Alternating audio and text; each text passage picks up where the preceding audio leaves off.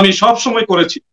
আপনাদেরকে সুখবর দিচ্ছি, কারাগারের ভিতরে অনেক ওয়াহাবি মতালম্বী তারাও সুন্নি আকীদা গ্রহণ করেছে।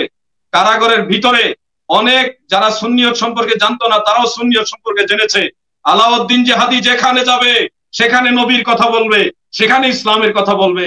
আপনাদের সুন্নি আকীদা কেন্দ্রিক এক হয়ে যায়, আর কালক্ষেপণ নয়, আর দেরি নয়। সারা বাংলার সমস্ত সুন্নি ভাইরা মদিনাওয়ালার মহব্বতে ঐক্যবদ্ধ থাকুন। সুন্নি আলেমদের উপরে কেউ যদি কালো নজর দেয় তার দাঁত ভাঙ্গা জবাব আমরা প্রশাসনকে সাথে নিয়ে দিব ইনশাআল্লাহ। আপনারা সবাই ঐক্যবদ্ধ থাকবেন।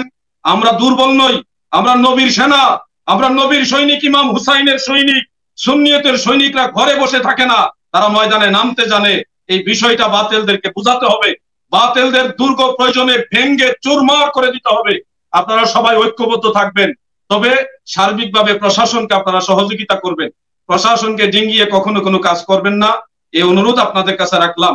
সকল পীর মাশায়েখ, উলামায়ে আহলে সুন্নাত, সকল সুন্নি তরিকতপন্থী মুমিন মুসলমান ভাই এবং বোনদের প্রতি আবারও কৃতজ্ঞতা স্বীকার করছি, শুকরিয়া জানাচ্ছি। ইনশাআল্লাহ দয়াল নবীর ওসিলায় আবার আপনাদের সাথে দেখা হবে। আপনারা সবাই সুন্নিয়তের সাথে থাকবেন, দোয়া করবেন।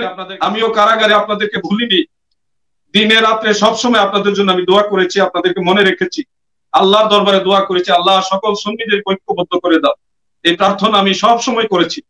আপনাদেরকে সুখবর দিচ্ছি, কারাগারের ভিতরে অনেক ওয়াহাবি মতালম্বী তারাও সুন্নি আকীদা গ্রহণ করেছে। কারাগারের ভিতরে অনেক যারা সুন্নিয়ত সম্পর্কে জানতো না তারাও সুন্নিয়ত সম্পর্কে জেনেছে। আলাউদ্দিন জিহাদি যেখানে যাবে সেখানে নবীর কথা বলবে, সেখানে ইসলামের কথা বলবে। আপনাদের সকলের দোয়া চাইলাম, সকলে ভালো থাকুন, আল্লাহর রহমতের চাদরে নিচে থাকুন, এই দোয়া করে আজকের মতো বিদায় নিলাম। আসসালামু আলাইকুম ওয়া রাহমাতুল্লাহি ওয়া বারাকাতুহু।